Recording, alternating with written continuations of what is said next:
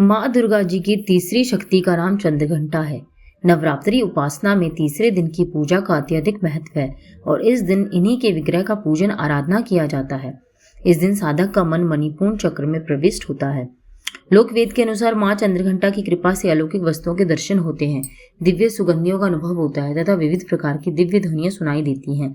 ये क्षण साधक के लिए अत्यंत सावधान रहने के लिए होते हैं।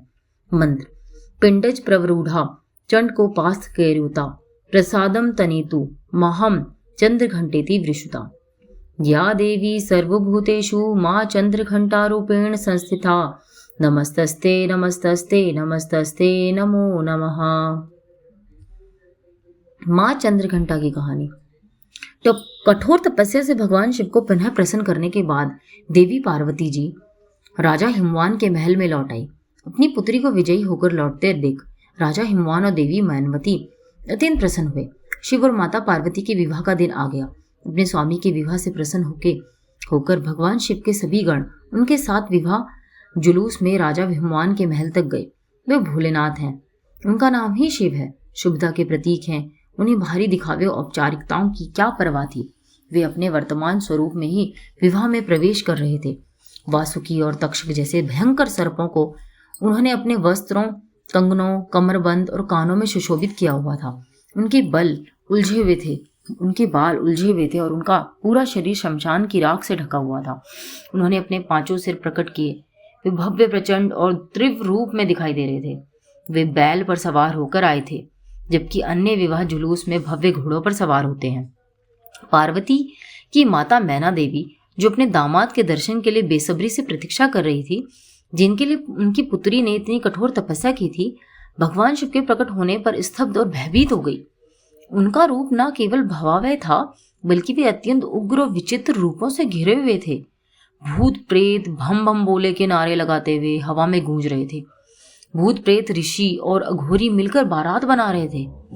गण इतने उत्साहित थे कि शिष्टाचार का कोई स्थान ही नहीं था। उनकी खुशी स्पष्ट रूप से झलक रही थी, लेकिन यह किसी भी प्रकार से सुंदर या सुखद दृश्य नहीं था। यह तथ्य पचा ना पाने के कारण कि उसकी राजसी कोमल पुत्री अब ऐसे प्राणियों के बीच एक ऐसे भयावह स्वभाव वाले व्यक्ति के साथ रहेगी। मैना देवी बेहोश हो गई। देवी पार्वती ने शिव तत्व को गहराई से आत्मसात कर लिया था और जैसा कि हमने उनके ब्रह्मचारिणी स्वरूप में देखा, वे सप्त ऋषियों की शैव सिद्धांत की गुरु भी थी। फिर भी अपनी अपार करुणा के साथ उन्होंने मैना देवी की माता के रूप में दुर्दशा को समझा। भोलेनाथ को शांत करने और विवाह के लिए एक सौम्य रूप धारण करने के लिए देवी पार्वती ने स्वयं क्षण भर के लिए उनके उग्र रूप के अनुरूप एक उग्र रूप धारण कर लिया, जिसमें उनके 10 हाथों में विभिन्न शस्त्र थे और उनके मुकुट पर घंटी के आकार का चंद्रमा था। देवी के इस रूप की पूजा चंद्रघंटा के रूप में की जाती है। माँ के इस रूप ने भगवान शिव के उग्र रूप को शांत किया और उनके उग्र गणों को वश में किया। चंद्रघंटा के उग्र और तेजस्वी रूप को धारण करते हुए माता ने शिव से सौम्य रूप धारण करने का आग्रह किया, जिसे उन्होंने तुरंत स्वीकार कर लिया। उनके अनुरोध पर शिवजी ने अपना भयानक रूप त्याग दिया और भगवान विष्णु को उन्हें सबसे आकर्षक दूल्हे के रूप में सुशोभित करने दिया।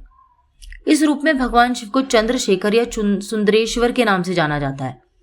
देवी पार्वती ने शिवजी के प्रति अपने प्रेम को दर्शाने के लिए अपने माथे पर अर्धचंद्र धारण किया, क्योंकि शिवजी की जटाओं पर हमेशा अर्धचंद्र रहता है। भव्य विवाह के बाद देवी पार्वती एक सौम्य नई दुल्हन के रूप में भगवान शिव के साथ गई। भगवान शिव अभी भी ध्यान में लीन थे और देवी पार्वती प्रतिदिन उनकी गुफा की सफाई करती और प्रेम पूर्वक उनकी सभी जरूरतों का ख्याल रखती। धीरे धीरे देवी पार्वती ने कैलाश में अपना नया घर बसाया। इसी बीच शिव और उनकी शक्ति के एक हो जाने से तारकासुर बेचैन हो गया। उसने नव विवाहित जोड़े के जीवन में अशांति फैलाने के लिए दुष्ट चमगादड़ राक्षस जटुकासुर को भेजा। भगवान शिव गहन तपस्या में लीन थे और माता पार्वती अपने गृहस्थी कार्यों में व्यस्त थी। जटुकासुर अपने साथ चमगादड़ों की पूरी सेना लेकर कैलाश पहुंचा। जटुकासुर और उसकी चमगादड़ सेना ने मात्र अपने पंखों से आकाश को ढक लिया। उन्होंने माता पार्वती के नवनिर्मित भवन को नष्ट करना शुरू कर दिया। अभी एक शांत दुल्हन और राक्षसों और असुरों के तौर तरीकों से अपरिचित माता पार्वती ने शक्तिशाली नंदी की सहायता लेने का निर्णय लिया, लेकिन नंदी कहीं नहीं मिले। इसी बीच भगवान शिव के अन्य गणों ने जटुकासुर और उसकी विशाल सेना से सुरक्षा के लिए माता पार्वती से प्रार्थना की, क्योंकि वे बार बार जटुकासुर के हाथों पराजित हो रहे थे और भगवान शिव अभी भी गहरी तपस्या में लीन थे। तब माता पार्वती स्वयं शिव से मिलने गई। उन्होंने उनसे एक संकट से निकलने का मार्गदर्शन करने की प्रार्थना की। अपनी तपस्या में अविचलित भगवान शिव ने उन्हें आंतरिक शक्ति प्रदान करने का निश्चय किया। भगवान शिव अपनी साधना में लीन थे, तभी माता पार्वती को जटुकासुर से स्वतंत्र रूप से युद्ध करने की प्रेरणा मिली। तभी उन्होंने जटुकासुर का अकेले ही सामना करने का निर्णय लिया। वे गुफा से बाहर निकली और देखा कि आकाश अभी भी अंधेरा था, चमगादड़ों के पंखों से ढका हुआ था। उन्होंने चंद्रदेव से प्रार्थना की कि वे उनके माथे पर विश्राम करें और युद्ध क्षेत्र को उनके लिए रोशन करें, ठीक उसी तरह जैसे कोई मशाल जलती है।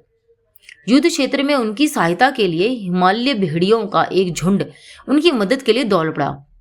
देवी पार्वती को जल्द ही पता चला कि जटुकासुर आकाश में उड़ रहे चमगादड़ों से ऊर्जा प्राप्त कर रहा था, इसलिए वे युद्ध क्षेत्र में एक विशाल घंटा लेकर आई। घंटा इतनी जोर से बजा कि चमगादड़ आकाश से हट गए।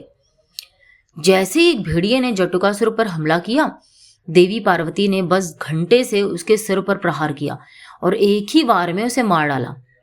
देवी के इस रूप को, जिनके माथे पर चंद्र और हाथ में घंटा है, ब्रह्मादेव ने देवी चंद्रघंटा के रूप में महिमान्वित किया। जय चंद्रघंटा माता।